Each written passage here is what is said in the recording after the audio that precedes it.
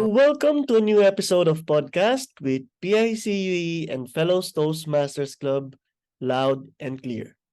In a world where there are plenty of things to do, have we asked ourselves how tiring life can be? How are we supposed to balance all the tasks that we need to do?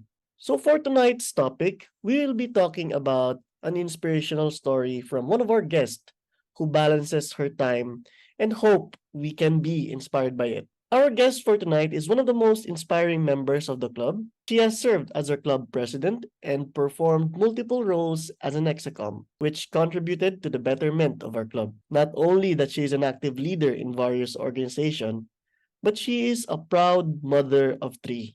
As a matter of fact, I always ask her, how do you balance your time with all your affiliations, work, and family? So without further ado, let us all welcome our special guest for tonight, the club immediate past president, Toastmaster Sheryl. Hi, Toastmaster Sheryl. Hi, Toastmaster Jay. How are you doing? I'm doing good. All is well so far. And thank you, by the way, for being our special guest for tonight. It's really an honor to have you as our guest and hope you can inspire all of us. Thank you. Thank you so much, Toastmaster Jay, for having me here. It's a pleasure. So for our podcast, we have several questions coming from our members that they wish you to answer. Are you okay with that? Of course. Sure. Let's hit it. Okay, so the first question is, how do you personally define leadership? Okay, leadership is a very wide array of meaning. So for me, leadership is more of a service and thinking what will be good and better for your community. So leadership is something you leave to someone and to be inspired and not to be pressured.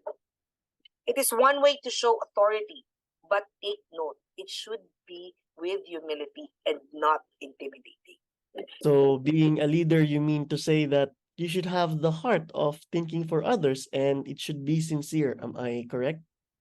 Of course, it should be, Jay. It should be. Oh, okay. Thank you for the answer. Anyway, we shall be proceeding to the next question. Here is a question that I've been asking you for a couple of times already. This question is coming from me, by the way. How do you balance your time between family, work, and extracurricular activities? Well, Jay, as you know very well, it is quite difficult to do those things. But what I do is I respect each time that I give for each one of it. Like if it's family time, it is for the family. But in parallel, I have to let them understand the reason or purpose why I have divided my time in such a way. They have to understand that I also have responsibility for each of it. And I think, transparency is one effective way to smoothly manage time for each one of them. But have you felt that your relationship with family and work are affected with your extracurricular activities? Of course, yes, definitely.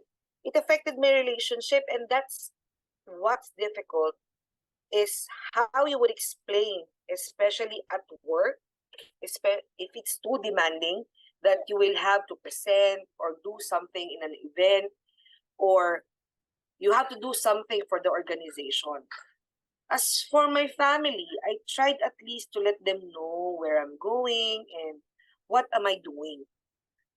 Sometimes, for me not to get a lot of guilt, as you may see, I also bring with me along with the family and the kids with any event that I could come across with. So, but in work, since most of them are not involved in the extracurricular activities, some of my workmates doesn't involve themselves with that. It was difficult to explain. So sometimes you have either to make an excuse or better take a leave. So I think that's why sometimes you bring your kids to Toastmasters meeting. Am I correct? Yes, yes. Well, I do agree that it's very difficult to balance time between all the things that we need to do. I really admire you for balancing all those things with all the commitments that you have right now. I think you have more than five organizations wherein you are a leader and you're balancing all those type, and you have 3 kids. How are you doing all of that? So anyway, we shall be proceeding with the next question. Here's a good question from our member, by the way. Whenever you feel tired and you think it'll affect your relationship and performance, what do you usually do? It's quite difficult to do, but I think it's important. I pause and step back, but I make sure I have to tell someone or a couple of people that I'll just be out for a day. Like maybe just tour around the city, riding a bus, or take a coffee in a coffee shop, just alone. For me, I treasure and give importance to me time in order for me to reset and, clear my mind. Yeah, Toastmaster Sheryl, I'm also doing that, by the way. Like taking a step back, take a deep breath, think of all the things that I need to do. And sometimes because of my pauses, I tend to end up doing nothing. Anyway, so how time flies so fast. Here's the last question coming from our member. How would you inspire our listeners when it comes to your personal experience in leadership? Any advice? I don't usually say something big about myself, you know that. But I wanted to bring out the capability of a person whenever I lead or mentor them. There is nothing you have to be scared of. For as long as you know that it will be for the better, we understand. Support the people who needs your support. Bring out the best in people. That's one of the best. If they feel they don't deserve it, let them feel that they have to. People ask for your opinion, give it. It's free. Engage yourself in supporting your subordinates rather than being far from them to reach for you. So it's important to have a connection with them. It's really important having that connection between you and your subordinates. And not only that, also with your family, in making them understand that what you're actually doing is something would be they would also be benefiting from.